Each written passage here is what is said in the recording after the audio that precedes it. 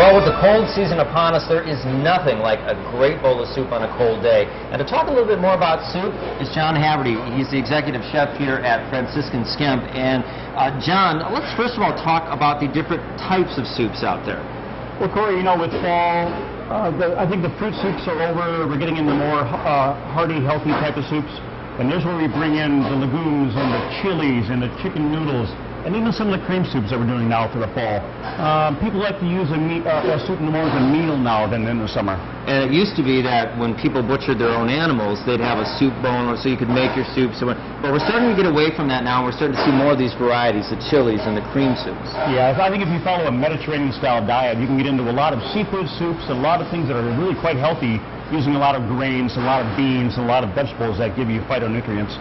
Okay, and as far as the cream soups are concerned, a lot of people have a tendency to stay away from them because they're not necessarily healthy, but that isn't the case if you use the right ingredients. Well, you know, I was brought up in the French lifestyle, so I used a lot of whipping cream in my day. But now we go to more of an evaporated skim milk to add the bulk and to add the creaminess to a soup instead of whipping cream. Okay, and always the favorite here, chicken noodle soup. Actually, part psychological and part scientific fact, it does cure what ails you. It does cure. We believe in chicken soup since Mom made it when we were a kid, and I think because of that belief, and there's really great stuff in chicken soup, yeah, it works. All right, John, thank you very much. Some good advice there on soups. And coming up next week on Let's Dish, we're actually going to talk about how to prepare your own soup base.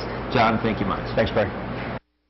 Love soups this time of year. You know, that's the key to a good soup, is a good base. And a lot of people don't realize there are just a few key ingredients that you need. Once you put them together, though, the rest is up to your imagination. You want to think of a soup as almost like a layer cake. You got to have the first layer, which is just the base, the basic stuff.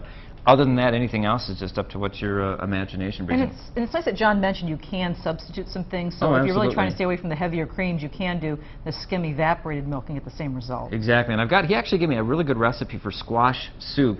And I'm going to try to get it up on our website over the next few days so that people, if they want to take a gander at that recipe, they can go ahead. Right time of the year. Yeah. Hey, thanks for joining us. Stick with us. Back in just a moment.